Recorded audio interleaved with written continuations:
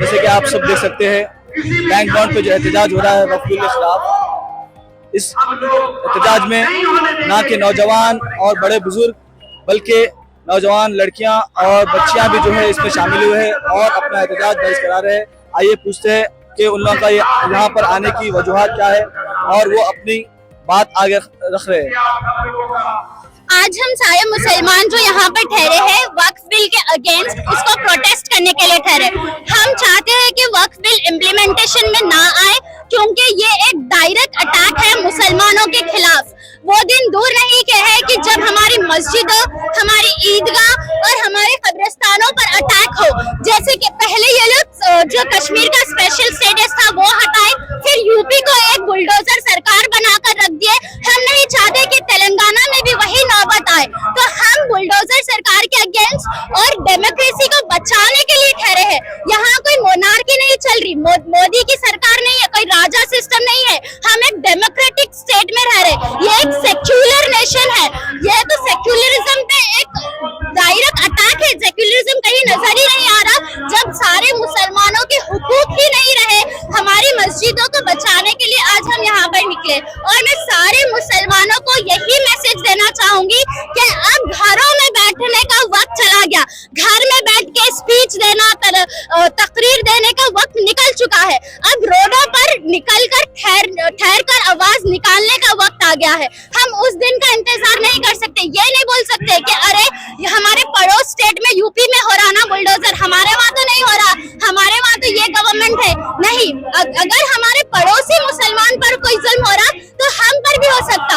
आज ये सारे देश के सारे मुसलमानों के खिलाफ ये जो बिल निकली है उसको हम हरगिज भी इम्प्लीमेंटेशन में नहीं आने देंगे। जैसे कि आप बोल रहे हैं कि वक्फ बिल जो है मुसलमानों के खिलाफ निकला है, इसके नुकसान क्या होंगे मुसलमानों को? इसके नुकसान यही है कि जो मुसलमानों की पुरानी मस्जिदें हैं, जो हेरिटेज है, ये हेरिटेज पे हिस्ट्री पर हमला है। कोई हिस्टोरिकल मस्जिदें वो रहेंगे नहीं।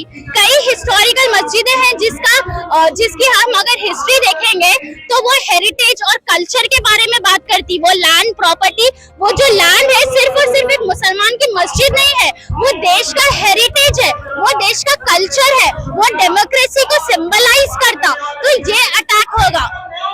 जैसे कि आप एक स्टूडेंट है, आप एक नौजवान भी है, तो आप उस ताल्लुक से जो है मोदी गवर्नमेंट से कुछ नहीं करना चाहेंगे? हाँ, मैं मोदी से यही सवाल करना चाहूंगी कि as a student, as a youngster, हमारा फ्यूचर कहाँ सिक्योर है? मेरी और हमारी सोसाइटी का, मुसलमानों का फ्यूचर सिक्योर नहीं है। यह तो हमारे कल्चर पे अटैक हुआ। अब हम इसलिए खामोश बैठे क्योंकि हमको नजर नहीं आ रहा। जिस दिन हमें नजर आएगा कि हम एज मुस्लिम, जैसे कर्नाटक में हिजाब का हुआ, अगर वो दिन आ गए और हम घर से ना निकल आए, घर से नहीं निकलने वाली नौबत आ गई, उसका तो इंतजार नहीं कर सकते ना। तो मैं मोदी से यही सवाल करना चाहूंगी कि जब हम एक डेमोक्रेटिक नेशन है तो मुसलमानों पर ऐसा हमला क्यों? मुसलमानों के राइट्स को क्यों नहीं सिक्योर किया जा रहा? मगर मोदी गवर्नमेंट तो कर रही है कि ये बिल जो पास हुआ है मुसलमानों के हित में पास हुआ है। ये सरासर झूठ, ये सिर्फ और सिर्फ ब्रेन वॉशिंग सिस्टम है।